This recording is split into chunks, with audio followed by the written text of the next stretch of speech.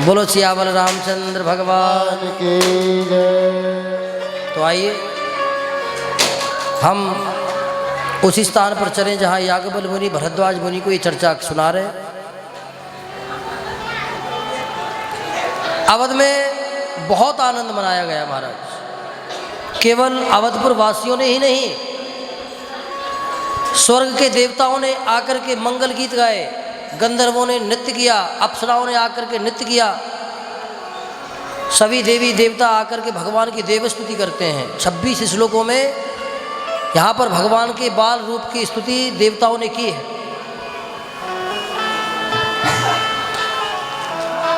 बधाई दो प्रकार की होती है, एक देव बधाई, एक मनुष्य बधाई। भगवान जब तक अवतरित नहीं हुए, जब तक बाल रूप में नहीं थे, तो उससे पहले देवताओं ने भगवान की स्तुति की थी। अब देखो, हम लोग तो तभी भगवान की स्तुति गावेंगे जब बच्चा प्रकट हो जाएगा। उससे पहले क्या पता कि कन्या है कि पुत्र है, लेकिन देवताओं को तो सब पता है। तो प्रतिपदा से ले आज भी अवध में तुम जाइए तो प्रतिपदा से लेकर के नवमी तक देवताओं के द्वारा भगवान की बधाई होती है। तो प्रतिपदा से लेकर के नवमी पर्यंत भगवान की देवताओं ने स्तुति करी, और उसके बाद जब देवता चले गए और जब नवमी को 12 बजे जब भगवान का प्राकट्य हो गया, उसके बाद मनुष्यों की बधाई प्रारंभ हुई। और कब तक चली? बोले पूर्णिमा तक। ये तो एक विधान है। वैसे तो मास दिवस व दिवस पुन 1 महीने तक चला था। भगवान राम के जन्म का जो कार्यक्रम था महाराज, वो 1 महीने तक चला, क्योंकि सूर्यवंश में भगवान आए हैं। भगवान सूर्य देख रहे हैं कि मेरे समय में मतलब भगवान का अवतरण हुआ है। तो सूर्य भगवान के रथ के जो घोड़े थे वो चलना भूल गए महाराज, खड़े रहे, देखते रहे, और 1 महीने के बराबर दिन हो गया। किसी को ये मालूम ही नहीं पड़ा। ये सब जानते हैं कि खुशी का समय तो बहुत जल्दी निकल जाता है, मालूम ही नहीं पड़ता। यूँ कहते हैं कि भैया, तो सूर्य नारायण एकाग्र मुख होकर के भगवान के दर्शन कर रहे हैं। पीछे चंद्रमा को बड़ा गुस्सा आ रहा है, क्योंकि जब सूर्य आगे बढ़ेगा तभी तो चंद्रमा दर्शन करेगा। सूर्य जब अस्त हो जाएंगे तब चंद्रमा प्रकट होंगे, तब भगवान के दर्शन होंगे। भगवान ने चंद्रमा से कहा कि तुम नाराज मत हो भाई।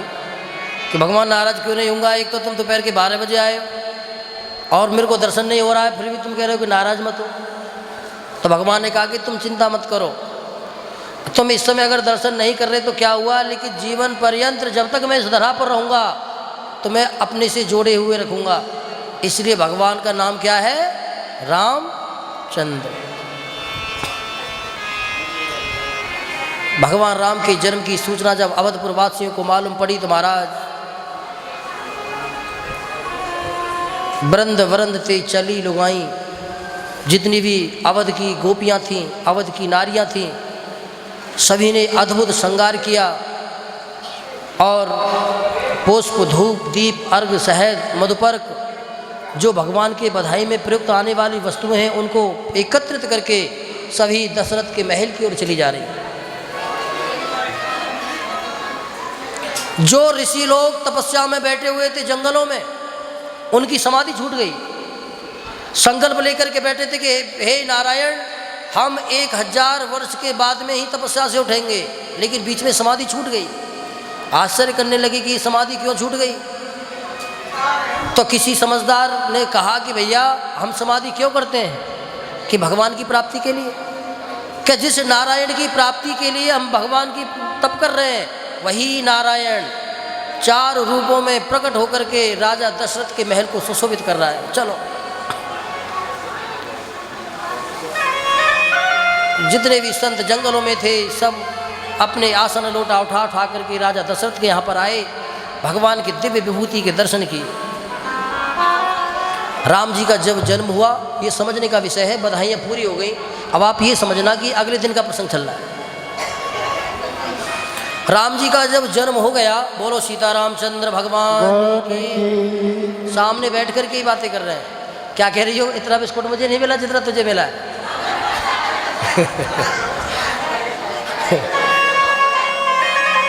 तो फिर कथा सुनो। मैं तो ये समझूंगा ना भाई, मैंने तो सबके पास बराबर फेंका था।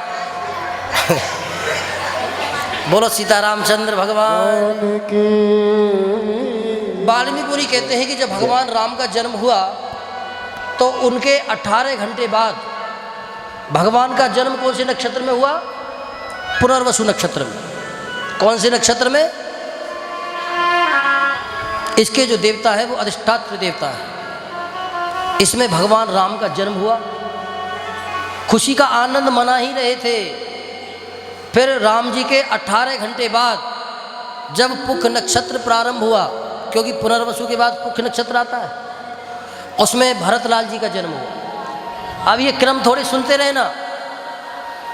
पहले राम जी का जन्म हुआ पुनर्वसु नक्षत्र में, और जब पुनर्वसु नक्षत्र बीत गया, जब पुख नक्षत्र प्रारंभ हुआ, उसमें 18 घंटे बाद भरत जी का जन्म हुआ।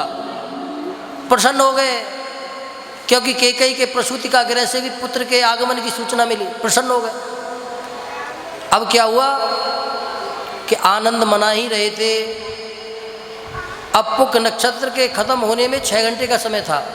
अब 6 घंटा खत्म होते ही श्लेषा नक्षत्र आया। तो श्लेषा नक्षत्र के जो देवता है वो है सार्प देवता। तो उसमें लक्ष्मण और शत्रुघ्न दोनों भाइयों का जुड़वा के रूप में जन्म हुआ। ये सार्प जो नक्षत्र, इसका मतलब होता है जुड़वा। तो श्लेषा नक्षत्र में लक्ष्मण और शत्रुघ्न 2 भाइयों का जन्म हुआ जुड़वा के रूप में। तीनों माताएं अंतर्वती से पुत्रवती हो गईं। बड़े भगवान राम, फिर भरत जी महाराज, फिर लक्ष्मण जी और फिर शत्रुघ्न जी। चारों युगल छवियों को देख करके माता कौशल्या और राजा दशरथ के मन में परम आनंद की अनुभूति हुई। सकल कल्याण का लाभ मिला अवधपुर वासियों को। सभी देवताओं ने आकर के भगवान के दर्शन किए। सभी देवता भगवान के दिव्य दर्शन करके प्रसन्न हैं। भगवान के बाल चरित्र की कथाएं याज्ञवल्क्य मुनि ने भरद्वाज जी को सुनाई और वाल्मीकि मुनि ने इसका बहुत सुंदर वर्णन किया। हम तो केवल इन प्रसंगों को स्पर्श करते हुए ही आगे बढ़ेंगे। इसका 1-2 चरित्र के बारे में मैं कल चर्चा करूंगा, लेकिन आज कथा का जो स्थान है वहाँ तक कथा को पहुँचना चाहिए, ताकि फिर आगे की कथाओं की अतिशयोक्ति नहीं करनी पड़ेगी, व्यवस्था बनी रहेगी। 1 महीने तक भगवान का जन्मोत्सव मनता रहा महाराज। नगरवासियों को किसी को आभास ही नहीं हुआ। आभास कैसे होता? क्योंकि एक दिन ही 1 महीने के बराबर हो गया था। ऐसा थोड़ी थी कि रात भी हो रही थी, दिन भी हो रहा था। सूर्य भगवान अपने स्थान पर टिके रहे। जितने घंटे, जितनी रात्रियां 1 महीने में होती हैं, इतने घंटे के सूर्य अपने स्थान पर टिके रहे। वाल्मीकि मुनि कहते हैं परम आनंद की अनुभूति हुई अवधपुर वासियों को महाराज। राजा दशरथ प्रसन्न हो गए। सेवकों को बुलाया, जाओ खजाने खोल दो। कोई याचक खाली हाथ नहीं जा पाए। मांगने वालों को इतना धन दो कि वो अयाचक हो जाए। जिनको जो चाहिए वही दे दो। गाय का दान करो, वस्त्रों का, आभूषणों का।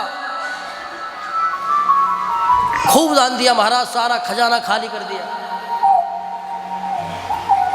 अब किसी ने कहा कि राजा ने सारा खजाना खाली कर दिया तो खजाना खाली हो गया कि उन्होंने तो इतना ही विचार करके कहा था कि खजाना खाली हो जाए। लेकिन जिन भगवान नारायण का जन्मोत्सव है, तो भैया बताओ, क्या उनकी प्रेयसी भगवती लक्ष्मी ऐसा चाहेंगी कि मेरे भगवान जहाँ पे मेरे स्वामी आए हैं वो स्थान खाली हो जाए? तो जितना दान करें उतना बढ़ता चला जाए महाराज। आज अवधपुर की गली गलियों में स्वर्ण आभूषणों की मालाएं बिछी हुई हैं, क्योंकि जो जितना लेता है वो अपने पास नहीं रखता, वो उसको लुटा देता। जिसने लिया उसने भी अपने पास नहीं रखा, उसको कोई मिल गया कि भैया ले जाओ। और वाल्मीकि मुनि तो कहते हैं कि केवल राजा दशरथ ने ही दान नहीं किया, सभी अवधपुर वासियों ने जिनके घर में जो संपत्ति थी सबका दान कर दिया। ले जाओ भैया। आज हमारे राम आए हैं, आज हमारे घर राम जी का जन्म हुआ है, आज हमारी अयोध्या 60,000 वर्षों के बाद में पुनः लक्ष्मीवती हो गई। बड़े प्रसन्न हुए महाराज, खूब गायों का दान किया, अन्न के बड़े बड़े पहाड़ बना करके राजा दशरथ ने संकल्प लेकर के विप्रों को दान दिया।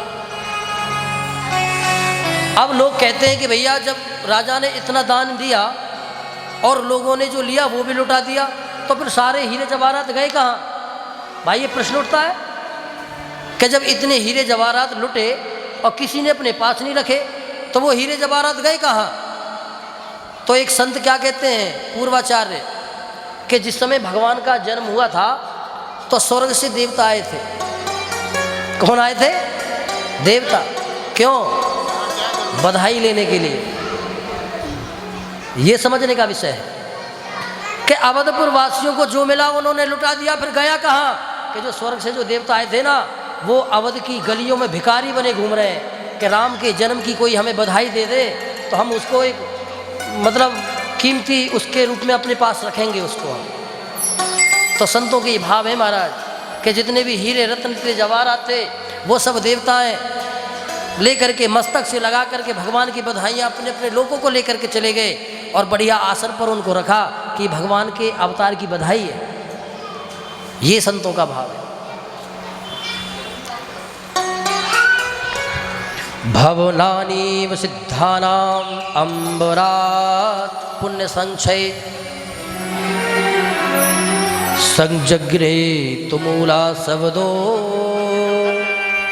देवतानाम प्रधावताम। यहाँ पर देवताओं की प्रधानता केवल यही है कि जिन देवताओं का हम आवाहन करते हैं कि लक्ष्मी की प्राप्ति के लिए लक्ष्मी जी की आरती कर रहे हैं, संतोषी माता का व्रत कर रहे हैं और किसी देवता के लिए कामनाओं के लिए हम पूजा करते हैं, लेकिन आज वो स्वर्ग के सभी देवता अवध की गलियों में भिखारी बने घूम रहे हैं। और अवध के जो वासी हैं, देखो भगवान के जो अवधपुर वासी वो कितने धनाढ्य हैं कि वो राजा के यहाँ से लेकर के आते हैं हीरे जवाहरात और उन ऐसे दे देते हैं कि ले जाओ, देवताओं को दे देते हैं। देवता लेते हैं तो बड़े प्रसन्न हो जाते हैं, अपने आप को सौभाग्यवत समझते हैं कि आज भगवान के राम की बधाई हमको मिल गई। ये अवधपुर वासियों का। और देखो मैंने पहले दिन आपसे एक निवेदन किया था कि शास्त्रों में सप्तपुरियों का विधान है जो मोक्षदायिनी, अयोध्या, मथुरा, काशी, इन 7 पुरियों में सबसे पहली पुरी का नाम अयोध्या है। और जितनी भी 6 हैं वो 6 अगर मोक्ष देने में समर्थ हैं तो वो भी अयोध्या के संबंध से, किसी के में अपना कोई वैभव नहीं है। मथुरा दूसरी है, मथुरा अगर मथुरा मोक्ष देती है तो मथुरा को किसने बसाया था बताइए? मथुरा को किसने बसाया था? शत्रुघ्न लाल जी ने। इसका एक नाम मथुरा है, लवड़ासुर का वध करके यहाँ के राजा बने। कौन? शत्रुघ्न जी लाल। वो कौन है? अयोध्या के बेटा है। और दूसरा प्रमाण ले लो, यमुना जी। यमुना जी की कौन है, किसकी पुत्री है? सूर्य की पुत्री। वो कहाँ से है? सूर्य कुल। कहाँ से है? अयोध्या से। काशी में सब कहते काशी का पत्थर पत्थर शंकर होता है, काशी में मरने वाला मोक्ष की प्राप्ति करता है। तो वहाँ पर मोक्ष देने वाली कौन है? भगवती भागीरथी। उसको देने वाला कौन था? भागी गंगा को लेके कौन आए? भागीरथ। वो कहाँ के थे? वो भी सूर्यवंश के थे। और भगवान राम की आज्ञा से ही भगवान शंकर मरने वालों के कानों में तारक मंत्र दे देते हैं, राम नाम, और महाराज उसका भी मोक्ष हो जाता। उज्जैन, अवंतिका, ये भी उज्जैन अवंतिका में आता है। वहाँ पर भी मोक्ष देने वाले भगवान का ही नाम है। कांची, वहाँ पे भी मोक्ष देने वाला भगवान का ही नाम है। एक आनंद की बात हो, इस दुनिया में बहुत से ऐसे देश होंगे कि जिनको किसी ने कभी सुने ही नहीं होंगे, लेकिन दुनिया में ऐसा कोई देश नहीं, उनमें बहुत से प्राणी ऐसे होंगे जो उत्तर प्रदेश को नहीं जानते होंगे कि भारत में कोई उत्तर प्रदेश राज्य है कि नहीं है। लेकिन दुनिया में कोई ऐसा प्राणी नहीं जो ये नहीं जानता कि अयोध्या भारतवर्ष में है, क्योंकि अयोध्या विश्व की सबसे प्राचीन नगरी है। जब राजा मनु जब हुए पृथ्वी पर तो उन्होंने सबसे पहले अयोध्यापुरी का निर्माण किया और यहाँ के वो राजा बने। अयोध्या जो पुरी है वो सबसे प्राचीनतम नगरी है महाराज, भगवान का नित्य धाम है। जैसे अब एक छोटा सा विषय समझने का, वृंदावन, गोवर्धन, गोकुल है और द्वारकाधीश, यहाँ पर भगवान के चरण पड़े। भाई भगवान ने कुछ दिन लीलाएं करी, तो भगवान श्री कृष्ण के कुछ दिन लीलाएं करने के साथ जब ये इतने पवित्र हो सकते हैं, तो जहाँ पर भगवान ने 11,000 वर्षों तक शासन किया, कहीं गए नहीं भगवान, वहीं रहे। तो आप ये कल्पना करो कि उस अवध की महिमा कितनी होगी। वो तो एक पवित्र स्थान है। सभी ने आकर के अवधपुर वासियों का वंदन किया। देवता भी अवधपुर वासियों के चरणों की मस्तक लेते हैं, कहते हैं कि आज ये अवधपुर के वासी बड़े धनवान हैं भाई। आज इन अवधपुर के वासियों के सौभाग्य का कोई वर्णन नहीं कर सकता, क्योंकि अब तो भगवान वैकुंठ को छोड़ करके इनके बीच में आ गए और भगवान इनके साथ में सारी लीलाएं करेंगे।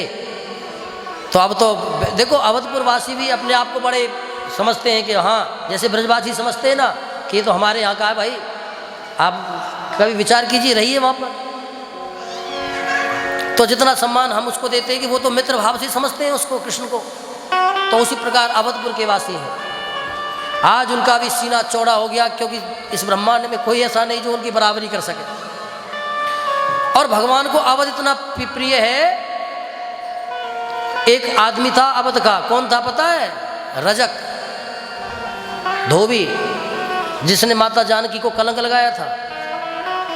जब वो मर गया, जब स्वर्ग जाने लगा, तो स्वर्ग के सेवकों ने मना कर दिया कि इसको प्रवेश नहीं मिल सकता, इसने हमारी जगत जननी को कलंक लगाया है। तो महाराज उस रजक के लिए भगवान ने अलग वैकुंठ बनाया। ये वाल्मीकि रामायण का प्रमाण है। 5 प्रकार के वैकुंठ हैं: नित्य वैकुंठ, श्री वैकुंठ, एक दिव्य वैकुंठ, क्षमा वैकुंठ और स्व वैकुंठ। परा वैकुंठ उसके लिए खुद बनाया कि ये तुम्हारा नित्य वो है, तुम इसमें रहो। ये मेरा अवधपुर का वासी है और इसको मोक्ष ना मिले, ऐसा तो कभी हो ही नहीं सकता। तो भगवान तो अवधपुर वासियों से इतना प्रेम करते हैं महाराज। और भागवत में आपने सुना होगा कि अयोध्या वासिना सर्वम, कि भगवान जब इस धरा से गए 11,000 वर्षों के बाद, तो पूरे अयोध्या को अपने साथ में लेकर के चले गए महाराज। एक तिनका तक नहीं छोड़ा भगवान ने, क्योंकि भगवान के जीवन में स्मरण होने वाले जितने भी जो लोग हैं, कोई साक्षात तो थे ही नहीं। अभी मैंने आपसे निवेदन किया था कि सब देवता हैं।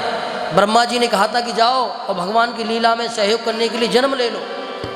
तो लता पत्ते जो भी हैं सब भगवान के ही सहयोगी हैं। भगवान ने सबको मोक्ष प्रदान कर दिया। बोलो सीतारामचंद्र भगवान की जय हो। राजा ने खूब दान दिया, सबको प्रसन्न कर दिया, याचकों को अयाचक बना दिया, ब्राह्मणों को खूब दान दिया। अब धीरे धीरे 10 दिन व्यतीत हो गए महाराज। 11वां दिन आया। 11वें दिन राजा के मन में विचार आया कि मेरे पुत्र के जन्म हो गए, जन्मोत्सव भी मनाए गए, बड़ा आनंद हुआ, अब इनका जातकर्म संस्कार होना चाहिए। बिना बुलाए ही गुरु वशिष्ठ आ गए हैं। 11वें दिन का मुहूर्त देखा, 11वें दिन का मुहूर्त अच्छा नहीं था। तो द्वादशे यस्य तथा जन्मात्, द्वादशे ये तथा जन्मात् युगांत काला नतुल्य रहा, रक्षा शरीराज्यो यस्य नामा समावपुः। 12वें दिन शास्त्र की विधि को देख करके वशिष्ठ जी मुनि ने 12वें दिन बच्चे का जातकर्म संस्कार किया।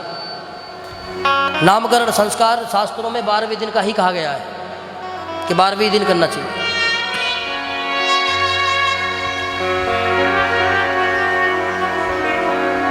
अभी 2-4 दिन पहले किसी का फ़ोन आया, किसी का बच्चा था, तो मैंने उसे कहा कि मैंने 12वें दिन कराइए आप, कि पंडित जी 12वें दिन का भी होता है क्या?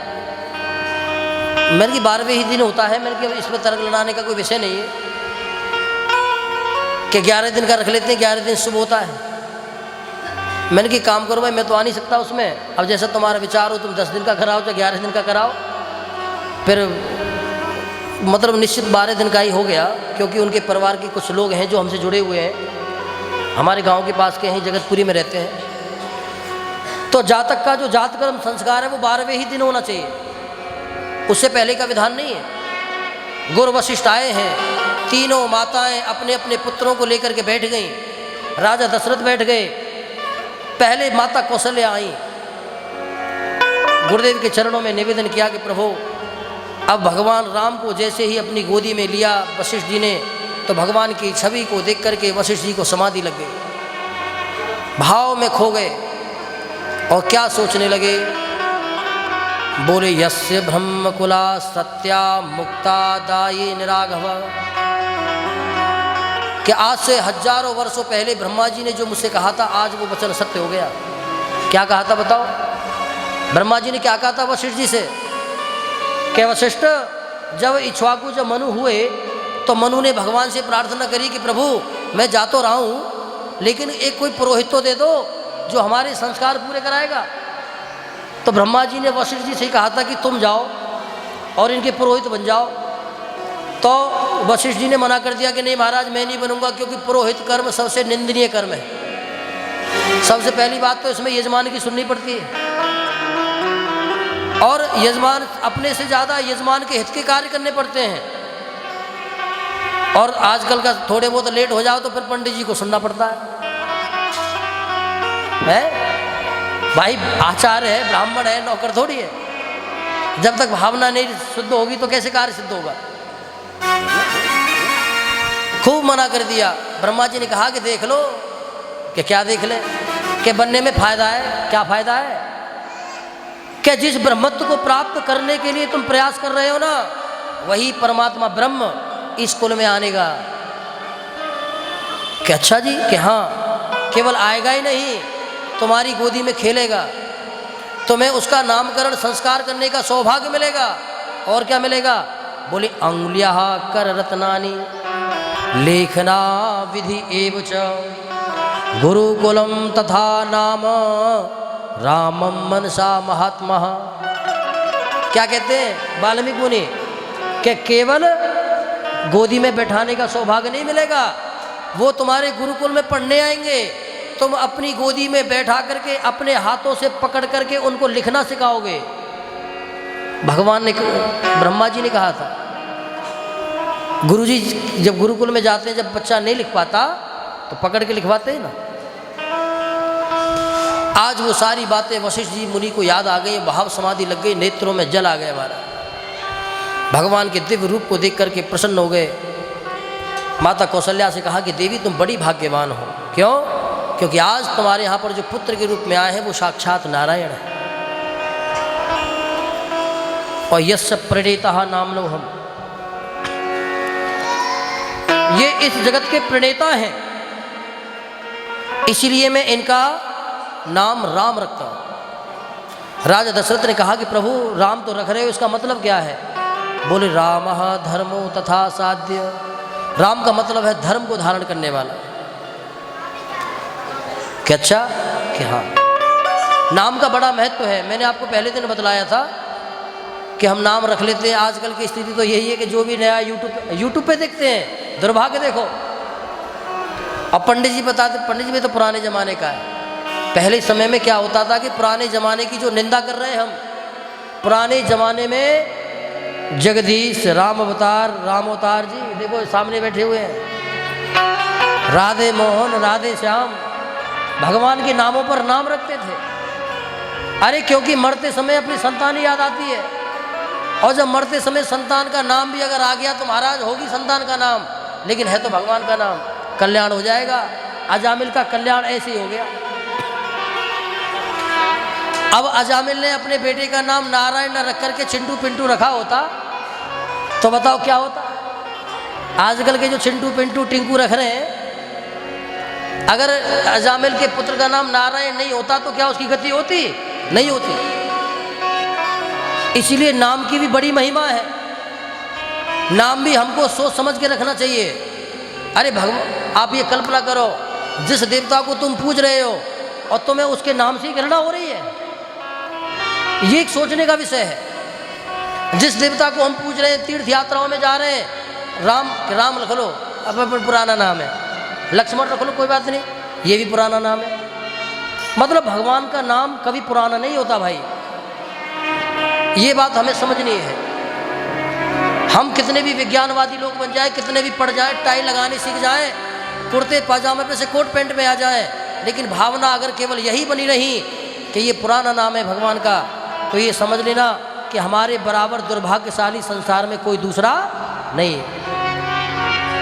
ये विषय समझने के हैं। हमें निज कर्म पर चलना सिखाती रोज रामायण। हमारे निज के कर्म क्या हैं, निज के धर्म क्या हैं, ये रामायण हमको सिखाती है। बोलिए सीतारामचंद्र भगवान की। क्या नाम है कि जो आनंद सुंद सुख राशि, सी करते त्रैलोक सुपासी, जो सुख धाम राम असनामा, अखिल लोकदायक विश्रामा। जो आनंद की सिंधु की राशि है, जो समस्त लोगों को सुख प्रदान करने वाले हैं, ऐसे पुत्र का नाम मैं राम रखता हूँ। कैकेयी के पुत्र को लाया गया, उसको गोदी में लिया, उसको देख करके प्रसन्न हो गए कि भाई ये तो राम के चरणों का दास है, इसका नाम मैं भरत रखता हूँ। कि इसका मतलब क्या है? बोले विश्व भरण पोषण कर जोई, कि विश्व का भरण पोषण करने वाला, मतलब रोटी दे करके, पैसे दे करके, बैंक बैलेंस, ऐसा कि नहीं, कि ये संसार के जीवों के मन में भगवान राम की भक्ति भर देगा। और लक्ष्मण जी को तो जानते हो आप, भरत जी को, ये राम की प्रतिमूर्ति है, ये प्रतिमूर्ति है। 4 भाई हुए, 2 सांवले और 2 गोरे। ऐसा नहीं कि 4 भगवान सांवरे थे, लक्ष्मण जी गोरे थे, भरत जी सांवरे थे, शत्रुघ्न गोरे थे। और ऐसी बहुएं मिल गई, बहुएं थोड़ी विपरीत मिली। राम जी सांवले थे तो सीता जी गोरी मिल गई, वो गोरे थे तो उनकी पत्नी सांवली मिल गई। मतलब जोड़ी बना के ठीक लेके आए वशिष्ठ मुनि। तो विश्व भरण पोषण कर जोई, और ताकर नाम भरत असि होई। इसका नाम भरत होगा। लक्ष्मण शत्रुघ्न जी को लेकर के आए, इसका क्या नाम है? बोले दमनात् यत् शत्रवा पूर्वम हृदये यस्य महाबलम, कि हमारे हृदय में जो महाबली शत्रु बैठे हुए हैं। कौन से शत्रु हैं? काम, क्रोध, लोभ, ईर्ष्या, घृणा, इन शत्रुओं का जो दमन करने वाले हैं, इनका नाम शत्रुघ्न है। तुलसीदास कहते हैं, गोस्वामी बाबा बोले जाके सुमिरन तेरे पुनासा, और नाम शत्रुघ्न वेद प्रकाशा। जिसके स्मरण मात्र से हमारे हृदय के शत्रुओं का नाश हो जाए, ऐसे पुत्र का नाम मैं शत्रुघ्न रखता हूँ। और तीसरे पुत्र की बारी आई, उसको देख करके तो वशिष्ठ मुनि बड़े प्रसन्न हो गए कि राजन, ये दोनों जो पुत्र हैं ना, उन सबसे ज़्यादा श्रेष्ठ यही है। जितना सीधा दिख रहा है उससे कहीं ज़्यादा टेढ़ा है। कौन? बोले लक्ष्मण धाम सुराम प्रिय, सकल जगत आधार, और गुरु वशिष्ठ ते ही राखी हो, लक्ष्मण नाम। ये लक्ष्मण है। लक्ष्मण का मतलब जिनके गुण लक्षण हैं, जिनके चरणों केवल भगवान के राम के चरण हैं। और यही वाल्मीकि मुनि और तुलसीदास जी भी यही कहते हैं। चारों भाइयों का नामकरण हुआ, चारों भाइयों को अलग अलग पालने में सुला दिया गया। चारों रोठे। बोले रोदंत पुत्रा यथाच राज्ञा, प्रतुष्टु वेदो गणास्त सर्वे। चारों सभी लोग रोने लगे। वाल्मीकि मुनि कहते हैं कि भैया क्यों रोने लगे? बोले पृथका आरुतम तुल्य वेगम, कि वो चारों इसलिए रोने लगे क्योंकि वो चारों अलग अलग लिटा दिए गए। गुरु वशिष्ठ से पूछा कि क्यों रोने लगे, कि काम करो इन चारों को अलग अलग नहीं, एक ही पालने में लिटाओ। फिर बड़ा पालना बनवाया। भाई राजा दशरथ ने कोई कमी थोड़ी है, इतना बड़ा पालना बना, चारों को बराबर में लिटा दिया। शांत हो गए भैया सब, लेकिन लक्ष्मण जी का रोना बंद नहीं हुआ। सब शांत हो गए, लक्ष्मण जी बंद नहीं हुए। अब देखो कथाओं को सुनो और भगवान की झांकी के दर्शन करो, मतलब कितना मनमोहक एक भाव जागृत हो गया। लक्ष्मण जी जब चुप नहीं हुए, अब तो राजा दशरथ को चिंता हो गई कि गुरुदेव सब चुप हो गए, ये चुप क्यों नहीं हो रहा है। हंस पड़े। अब कि मैं बताता हूँ क्यों नहीं हो रहा है, इसको उठाओ। उठाया बीच में से कि काम करो, इसको राम के चरणों में लिटाओ। अब जैसे ही राम जी के चरणों में लिटाया महाराज, और लक्ष्मण जी का रोना बंद हो गया। और लक्ष्मण जी ने धीरे से भगवान के चरण के बाएं चरण के अंगूठे को अपने मुंह में ले लिया और भगवान के दिव्य पाद जल का पान करने लगे। बोले भक्त्या विमुच्य रक्षो भवनेषु पाद जलमम लक्ष्मणम मनसा महात्मा। वाल्मीकि मुनि कहते हैं कि जिस भगवान नारायण के चरण के नाखून के अग्रभाग के जल से पूरा ब्रह्मांड परिप्लावित होता है, आज वो पूरा अंगूठा ही लक्ष्मण जी ने अपने मुंह में ले लिया और उसका पान कर रहे हैं। इनके दिव्य भावों को देख करके गुरु वशिष्ठ जी महाराज बड़े प्रसन्न हैं। अपना आश्रम में जाने का मन ही नहीं कर रहा है। क्यों? क्योंकि आज भगवान के जन्म होने के साथ साथ इतना विशाल भवन एक भगवान का धाम बन गया है। वशिष्ठ का धाम तो तब तक था जब वो तप करते थे, आज भगवान का प्राकट हो गया तो राजा दशरथ का भवन ही धाम भगवान का बन गया।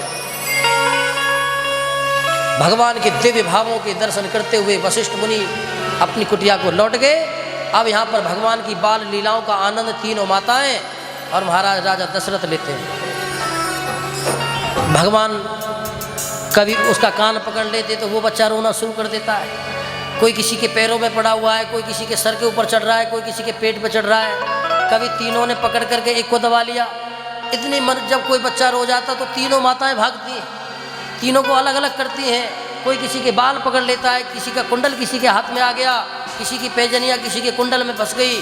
भगवान की दिव्य मोहन छवियों को देख करके तीनों माताएं प्रसन्न मारा। देवांगनाएं उन माताओं के चरणों के पुष्पों को अपने मस्तक पर रखने की कामना करती हैं कि हम इनको प्रणाम करने के योग्य नहीं है। हमारा भाग्य तो केवल इनके चरणों के पुष्पों को अपने मस्तक पर रखने का है। क्योंकि आज देखो भगवान को पुत्र के रूप में कैसे खिला रही, जिनकी हम वंदना करते हैं सुबह से शाम तक। देवांगनाएं प्रसन्न हो गए। भगवान थोड़े बड़े होने लगे। अब जब बड़े होने लगे तो महाराज अब बच्चे जैसे जैसे बड़े होते तो उद्दंडता भी बढ़ जाती है। अब सभी बच्चों की उद्दंडता शुरू हुई, लेकिन राम जी हैं, वो बड़े शांत हैं। क्योंकि वो तो शांताकारम, वो तो शांत है महाराज, हमेशा शांति रहते हैं, कुछ ज़्यादा बोलते नहीं हैं। लेकिन लक्ष्मण और भरत शत्रुघ्न के तो महाराज क्या कहने। लेकिन एक बात है, कोई कहीं भी रहे, लेकिन लक्ष्मण जी को अगर ढूंढना है तो राम जी के चरणों में जाना पड़ेगा। क्योंकि राम जी के चरणों से लक्ष्मण कभी दूर होते ही नहीं है, कभी दूर नहीं होते।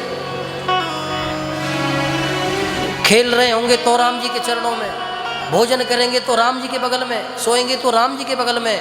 सारे कार्य राम जी के चरणों में ही समर्पित हैं, क्योंकि उनके नाम का लक्ष्य ही भगवान के राम है।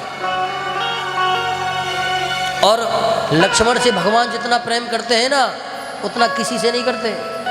भगवान ने खुद कहा है कि अगर मेरा भजन करोगे और लक्ष्मण का त्याग करोगे तो मेरी प्राप्ति तुम्हें कभी नहीं हो सकती। इस बात को विश्वामित्र भी जानते थे। विश्वामित्र जब राम लक्ष्मण को लेने के लिए गए तो उन्होंने ये नहीं कहा कि मुझे राम दे दो, कि अनुज समेत दीन रघुनाथा।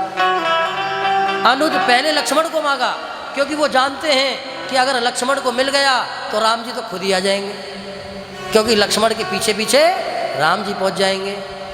दोनों बच्चे बड़े हो रहे हैं, दोनों चारों अपने हाथ पकड़ करके कभी इधर चले जाते हैं गौशाला की तरफ, कभी दरवाज़ा पार करके देहली पार करके चले जाते हैं। माताओं को चिंता होती है, भागती हैं, पकड़ती हैं, फिर पकड़ करके लेके आते हैं। कभी गौशाला में जाते हैं तो गोबर से खेलना शुरू कर देते हैं, जैसे भगवान ने लीलाएं करी। कृष्ण जी ने गाय की पूंछ को पकड़ करके खेल रहे हैं, गोबर को अपने पूरे शरीर पे लगा लिया, ऐसे ही ब्रज अवध की रज को भगवान ने भी अपने शरीर पे लगा करके उसको भी पवित्र कर दिया।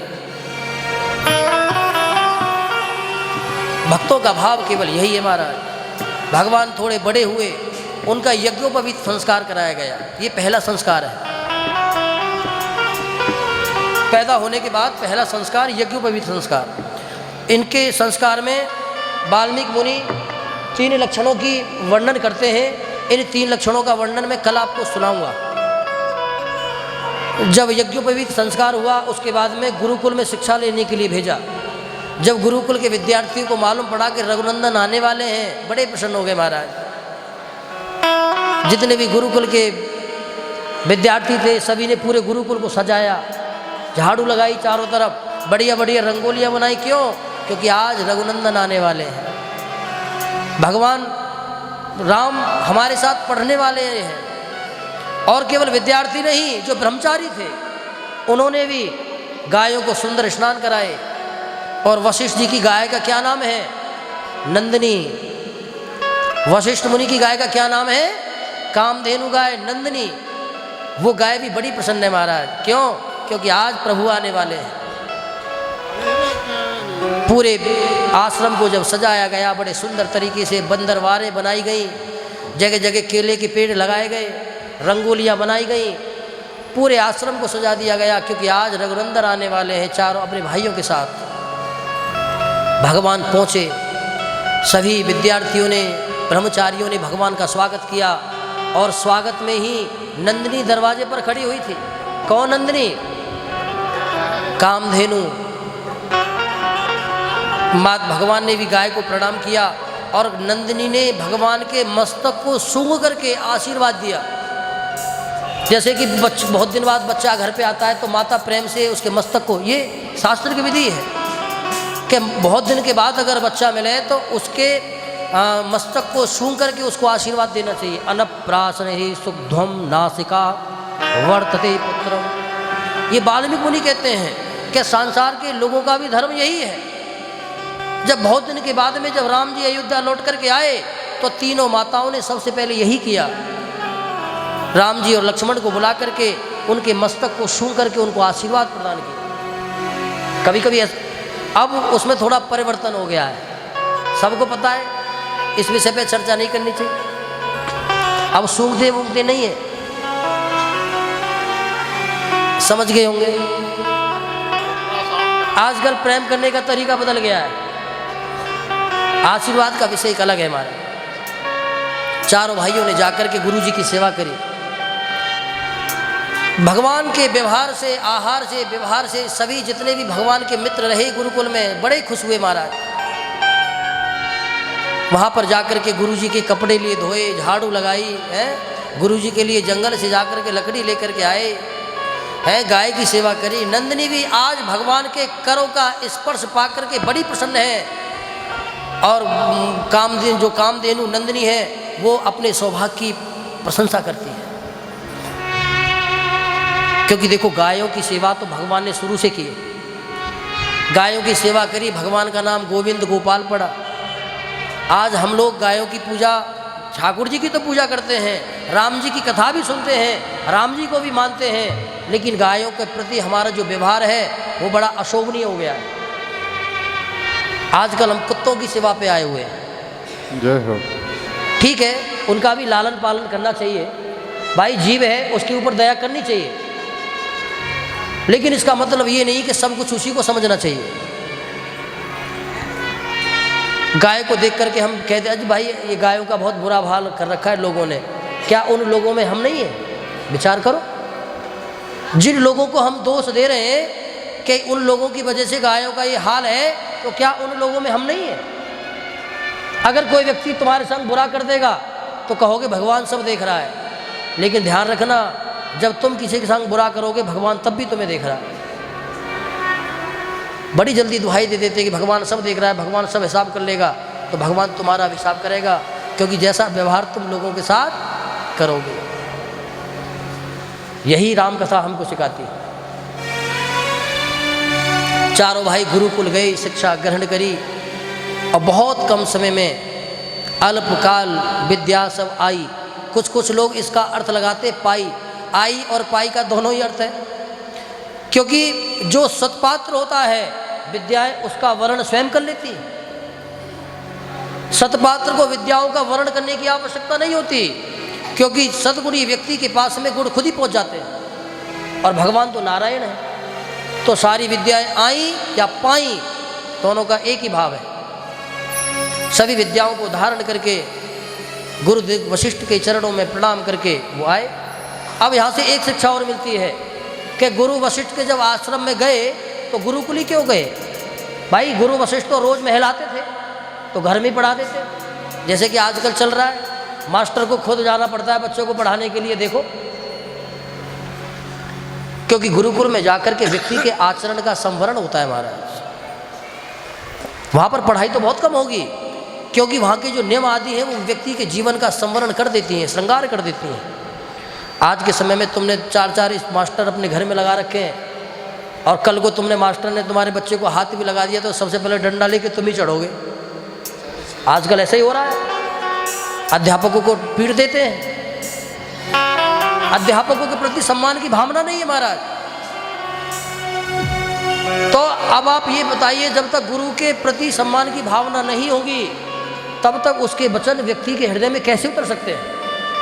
उसका कल्याण कैसे हो सकता है? कभी भी नहीं हो सकता। उसी शिक्षा का परिणाम है, उन्हीं संस्कारों का परिणाम है महाराज, कि माता स्कूल जाते समय भी वो बच्चे माता पिता के चरण तक नहीं छूता। आप ये कल्पना करो कि क्या होगा, क्या वो बड़ा होकर के क्या तुम्हारे चरणों के प्रति श्रद्धा रखेगा? बताइए आप। भगवान, मैंने कल भी आपसे निवेदन किया था, भगवान का पहला नियम क्या था? बोले प्रातः काल उठ कर रघुनाथा, और मात पिता गुरु ना वही माता। माता पिता और गुरु के चरणों में प्रणाम करना। चलो तुम प्रातःकाल उठ करके ना करो, अरे कम से कम स्कूल जाओ, कम से कम तो करो। हाय हाय बाय बाय, केवल ये 2 शब्द हैं। तो हमको यही विचार करना चाहिए। मैंने भी आपसे कहा ना कि इस संसार में 3.5 माताएं हुई, केवल 3.5 माताएं। इतना बड़ा संसार है लेकिन फिर भी 3.5 माताओं का वर्णन किया गया है, क्योंकि माता का धर्म है अपने बच्चे को सारी शिक्षाएं दे, खूब बढ़िया पढ़ावे, खूब लिखावे, लेकिन उसके साथ साथ भगवान की कथा सुनावे, भगवान के चरणों का सेवक बनावे। अगर वो भगवान के चरणों का सेवक बन गया तो तुम्हारा माता बनना सफल हो गया, अन्यथा बच्चे तो कुत्ते भी पैदा करते हैं। ये कोई बड़ा विषय नहीं। बात विषय संतान की नहीं है कि संतान होनी है, विषय इस बात की है कि संतान कैसी होती है। अगर माता सुमित्रा कहती है, जब लक्ष्मण को शक्ति लग गई, रो पड़ी, आंखों से आंसू आ गए कि आज लक्ष्मण ने मुझे मातृत्व का भोग दे दिया, आज मेरा मां बनना सफल हो गया, क्योंकि राम के चरणों में अपने प्राणों को दान कर दिया। शत्रुघ्न भी है मेरे पास, इसको भी ले जाओ, ले जाओ। तो कहने के भाव केवल यही है। बोलो सीतारामचंद्र भगवान की। ये रामायण हमको यही सिखाती है कि व्यक्ति के जीवन को किस प्रकार से आधारभूत बना करके चलना चाहिए। आज की कथा का विश्राम राम जी के चरणों में प्रणाम करके हम यहीं प्रदान करते हैं। गुरु के यहाँ पर शिक्षाएं ली, उसके बाद अब चारों भाई अपने घर आ गए। घर आकर के भगवान और चारों भाई राजा दशरथ के साथ में राज्य कार्यों में सहयोग करने लगे। अब यहाँ से आगे की लीला कल होगी महाराज। कल विशेष विचार तो हमारा माता सीता का विवाह है, लेकिन अगर समय रहा और आप लोगों का साथ रहा तो कथा और आगे लेकर के चलेंगे, कई तक लेकर के चलेंगे। और निवेदन है, आज तो खैर चौथा दिन है, अभी 5 दिन शेष हैं। भागवत में चौथे दिन से भीड़ आना शुरू होती थी। आज राम, एक ही बात है, चौथे दिन कृष्ण जन्म होता था तो लोग आते प्रारंभ होते थे। आज राम जन्म हुआ है तो चलो इसी विषय को लेकर के चले, लेकिन कल से और भी आए तो ठीक है कि आवाज़ घर तक भी जाती है, घर पे सुन लेते हैं, लेकिन भगवान के समक्ष आने का परिणाम एक अलग ही होता है। तो आइए हम सभी भगवान श्री सीताराम जी के चरणों में प्रणाम करें, क्योंकि वाल्मीकि मुनि पता क्या कहते हैं, बोली संगः सत्संगम लाभम पुण्या धर्म विवेदिता। भागवत में कथा सुनी आपने कि जब भगवान गायों को चराने के लिए जंगल में जाते हैं तो श्रुतदेव नाम के ब्राह्मण यज्ञ कर रहे थे। तो भगवान ने ग्वाल वालों को भेजा कि जाओ भोजन लेकर के आओ। तो ब्राह्मणों ने मना कर दिया। तब लौट करके आ गए तो भगवान ने कहा कि तुम पागल थे, जो उनके पास गए थे उनकी बहुओं के पास जाओ, क्योंकि माताओं का हृदय पतियों के प्रति थोड़ा कोमल होता है। बराबर में घर बनाए हुए थे, उनके पास में गए, निवेदन किया कि वो नंद के लाला आए हुए हैं। दौड़ पड़ी महाराज। पतियों ने आंखें निकाल करके देखा चली गई तो घर में घुसने नहीं दूंगा।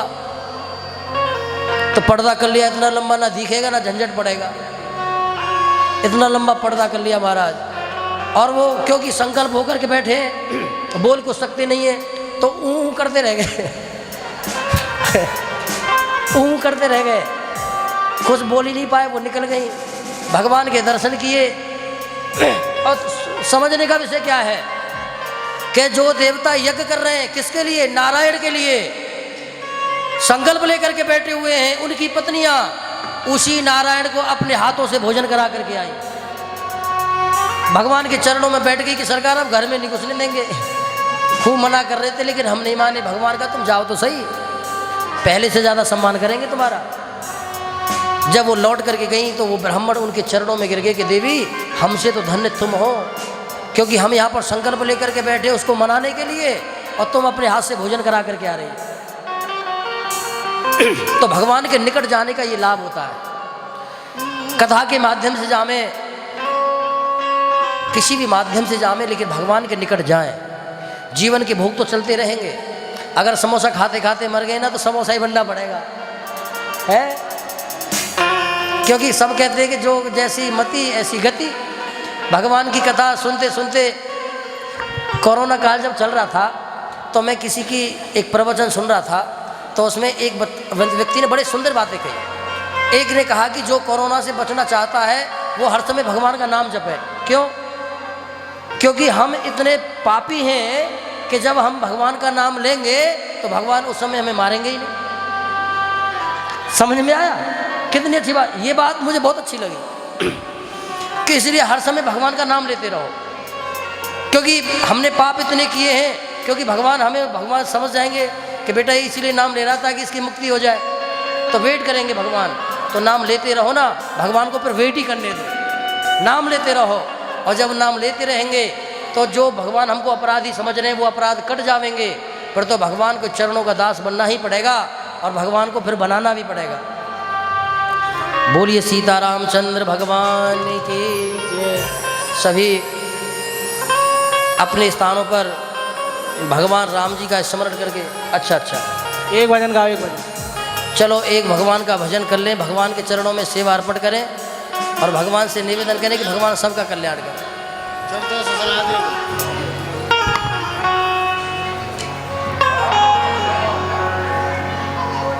हेलो, जय राधे।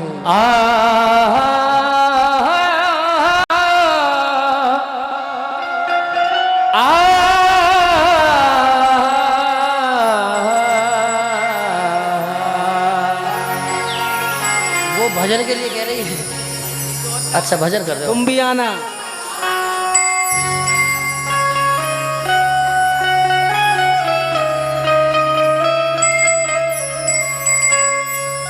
हो मैंने रघुवर को बुलाया है, वो आता होगा। मैंने रघुवर को बुलाया है, वो आता होगा। अरे तुम भी आना, हो तुम भी आना, हो तुम भी आना। मेरे घर आज तमाशा होगा, हो तुम भी आना। मेरे घर आज तमाशा होगा। हो मैंने रघुवर को बुलाया है, वो आता होगा।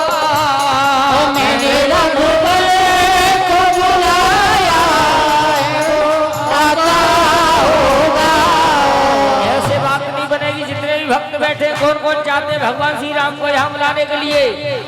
जो जो चाहते हैं वो दोनों हाथ उठाएंगे, कंजूसी नहीं। खड़े हो जाओ। अरे खड़े हो जाए, साइस्तान खड़े हो जाए। खड़े हो जाओ। मैंने रघुबर को बुलाया है वो आता होगा। मैंने रघुबर को बुलाया है वो आता होगा। हो तुम भी आना, हो तुम भी आना मेरे घर आज तमाशा होगा। हो तुम भी आना मेरे घर आज तमाशा होगा। ये कौन कह रहा था आने के लिए?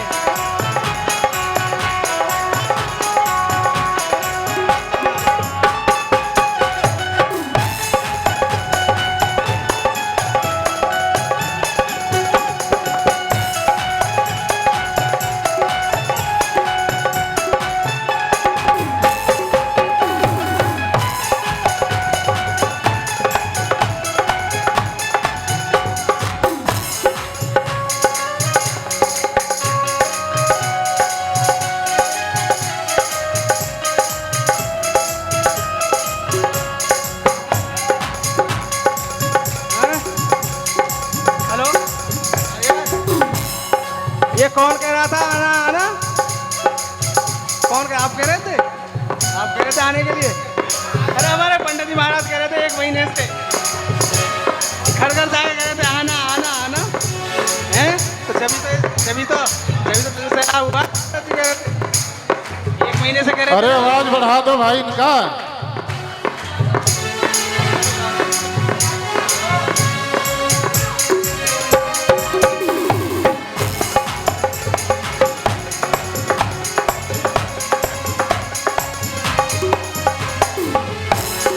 सामने आओगे के आज भी पर्दा होगा। सामने आओगे कि आज भी पर्दा होगा। सामने आओगे, सामने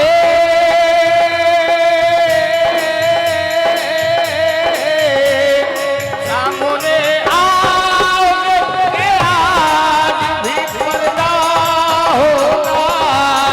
सामने आओगे कि आज भी पर्दा होगा। रोज होगा, रोज अगर ऐसा होगा तो कैसा होगा। रोज अरे रवि बुआ, होगा तो कैसा होगा।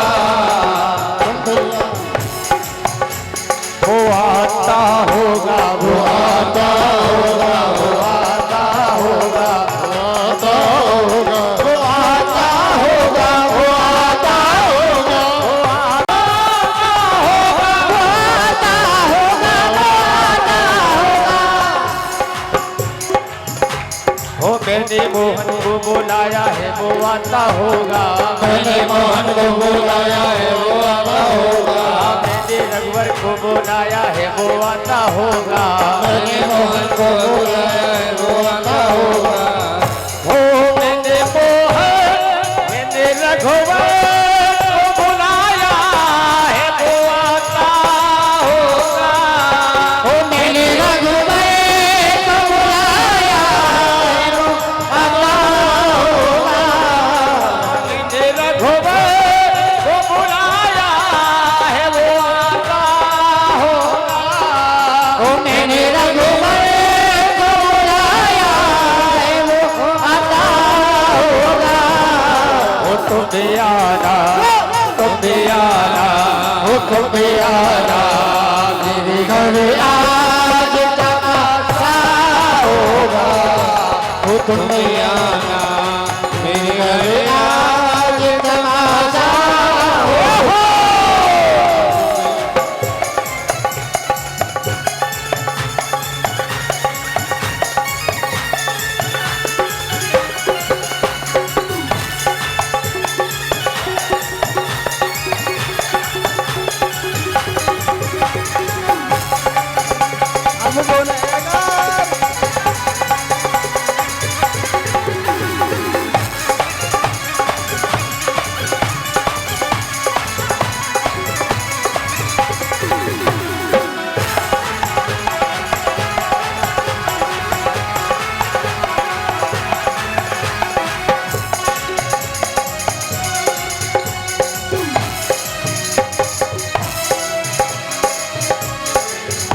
हम गुनहगारों ने सोचा भी नहीं था प्यारे, हम गुनहगारों ने सोचा ही नहीं था प्यारे, हम गुनहगारों ने सोचा ही नहीं था प्यारे, चित्र चले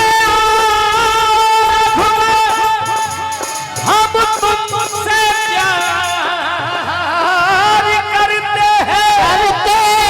हैं, तेरी बंदगी करे ना करे, मगर तेरे भक्तों से प्यार करते हैं। ओह गुनहगारों ने सोचा ही नहीं था प्यारे, हम गुनहगारों ने सोचा ही नहीं था प्यारे। ओ चित्र मोहन के घर भी होगा प्यारे, चित्र मोहन के घर भी होगा प्यारे। ओ मैंने मोहन को बुलाया है वो आता होगा, ओ मैंने मोहन को बुलाया है वो आता होगा, मैंने रघुवर को बुलाया है वो आता होगा, ओ मैंने रघुवर को बुलाया है वो आता होगा। उठाइए हाथ, दोनों हाथ उठाए, नाचते झूमते हुए। ओ तुम्हें आना, ओ तुम्हें आना, मेरे घर आज समाता होगा, ओ तुम्हें आना, तेरे घर आज समाता होगा, ओ तुम्हें आना, तेरे घर आज समाता होगा। तुम भी आना, ओ तुम भी आना, ओ तुम भी आना, ओ तुम भी आना,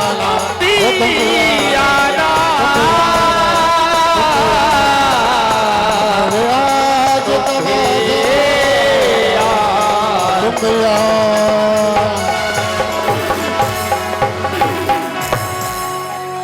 तुम भी आना, तुम भी आना, तुम भी आना। 1 महीने से पंडित ध्यान महाशक्ति राधा सहित कृष्ण करो कल्याण।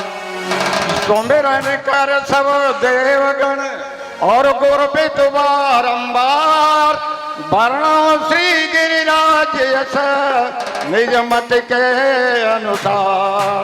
राधा तू निज मत के अनुसार, राधा तू बड़ भागिनी और कौन तपस्या की। 3 लोक तारण तरण सब तेरे आधीन। चरण शरण में राखियो हे मेरे बाबा, धरूं तुम्हारा ध्यान। संकट में रक्षा करो श्री पवन पुत्र हनुमान। बोलो बजरंगबली बाबा की जय, बोलो वृंदावन बिहारी लाल की जय। रास में नाचत कृष्ण कन्हाई, रास में नाचत कृष्ण कन्हाई। बाजों ही की घोर सुन मोर से कुहुक रहे, भगवंता छवि छाई। रास में नाचत कृष्ण कन्हाई, रास में नाचत कृष्ण कन्हाई। रास लीला देखन को चली ब्रज नारी आई, रास लीला देखन को चली ब्रज नारी आई।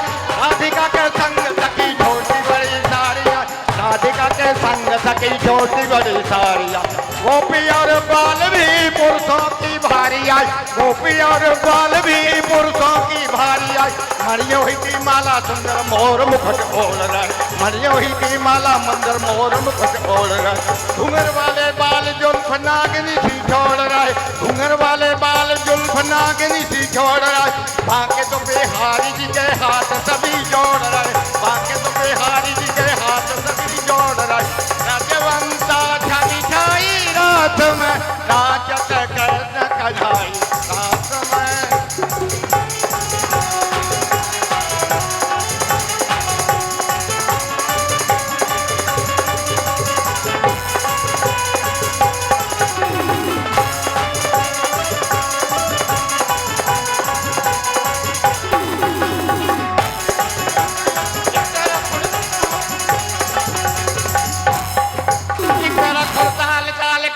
पे देख साथ एक तरफ खुड़ताल ताल खंजरी पे देख साथ बीच बीच हा हा बीच बीच संग भीर घंटा और याल बाज बीच बीच संग भीर घंटा और याल बाज बैनारो बांसुरी की सोने दोने दो कबाज बैनारो बांसुरी की सोने दोने दो कबाज बाजे तो मजंग जंग चकर सरार सब बाजे तो मजंग जंग चकर सरार सब सारे गुण पापा धानी साता सुर रहे जा सारे गामा पापा धानी साता सुर रहे जा धुपदा धुला टोरी सामरे सर्ग ऊंचे सुर से गाई आप सुनाए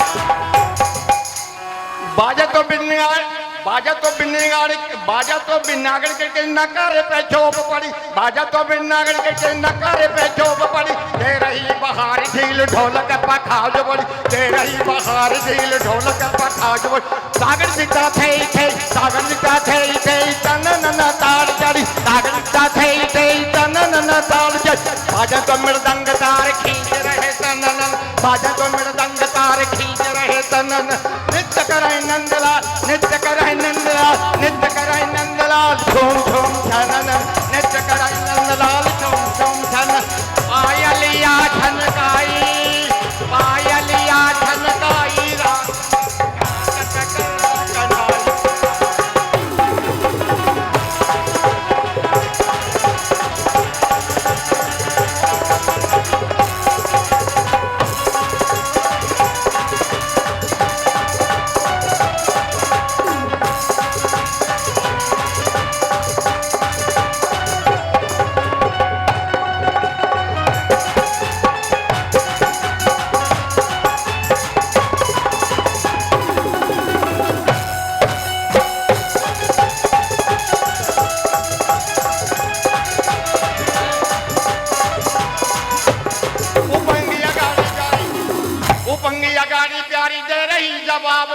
उपंगिया गाड़ी प्यारी दे रही जवाब दे लगी है मशीन हारमोनियम की आवाज लगी है मशीन हारमोनियम की आवाज तबला सितार घुंघरुओं की झनकार तबला सितार घुंघरुओं की झनकार चंद्रमा का मुख देखे कैसे जी का बारंबार चंद्रमा का मुख देखे कैसे जी का बारंबार कहे दुर्गा दास सखी तन मन धनवा कहे दुर्गा दास सखी तन मन